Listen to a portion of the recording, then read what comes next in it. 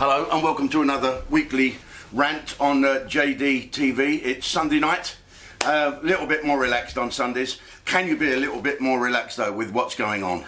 Well, we'll talk about that later.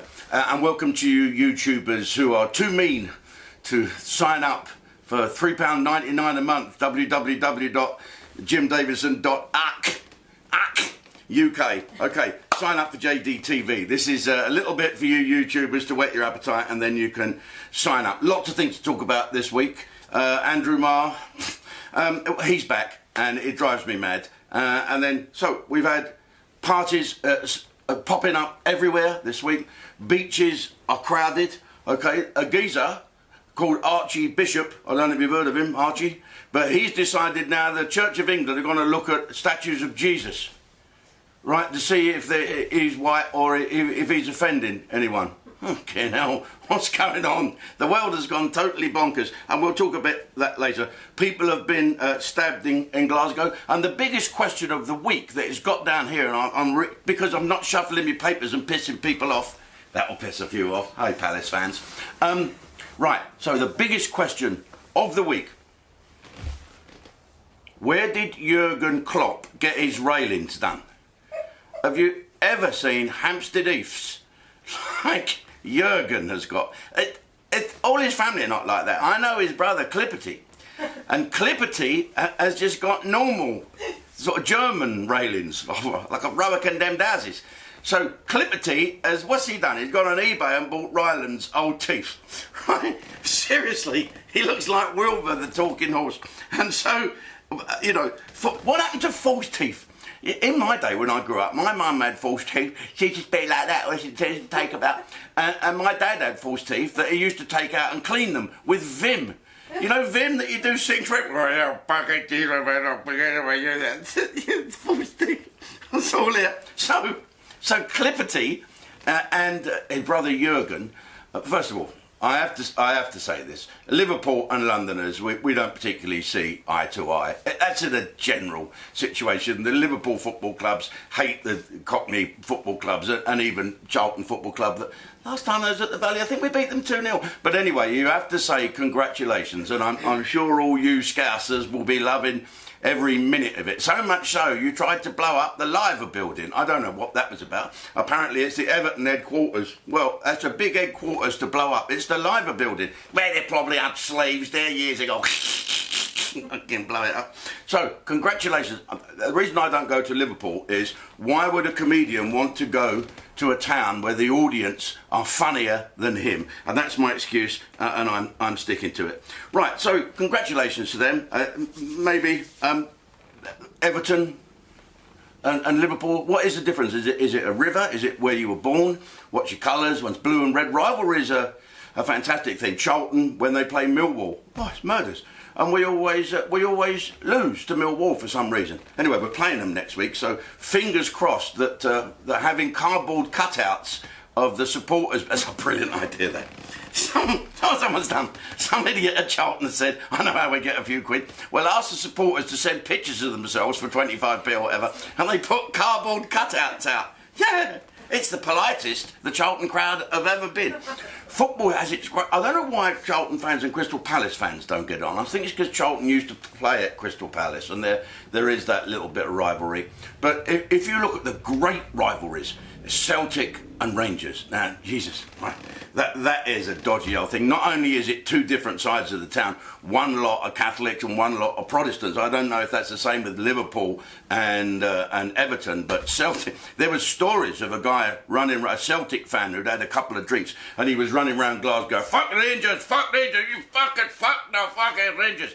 And all the people trying to keep out of this nutcase's way. And the Americans said, hey, don't have a go at me, friend, I'm an American. Fuck the Texas Rangers too.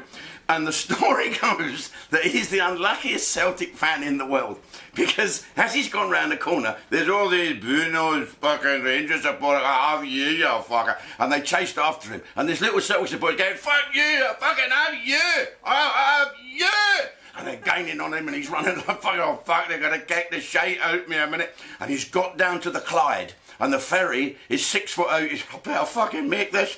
And he's leapt like Steve Austin, remember him? And he's landed, and these monsters are on the quay saying, "Going to fucking kill you, don't you worry about that." And he said, "Get the fuck, you can't have me, you're lucky I didn't fucking kill the lot of you, by the way." And an old woman tapped him on the shoulder and said, "If I was you, son, I'd fucking well calm down. What's that? We're coming in." There you go. You can't have... Hang on. Oh, this is the thing that's going on now. Right, this is serious now for you Catholics and Protestants and all you Church of England people. Someone is seriously thinking that Jesus should be taken down. Well, I suppose they thought that all those years ago when he was nailed up, poor bastard, gave his life. God gave his only son for our salvation. And, you know, and now we're going to look at him to make sure that he's not white. I mean, so what do you do with Jesus? Where did Jesus come from? He didn't, what did he speak? What language did he speak? Hebrew and Aramaic. So he's from Leicester. I get that. Wouldn't it be good if Jesus was from Birmingham?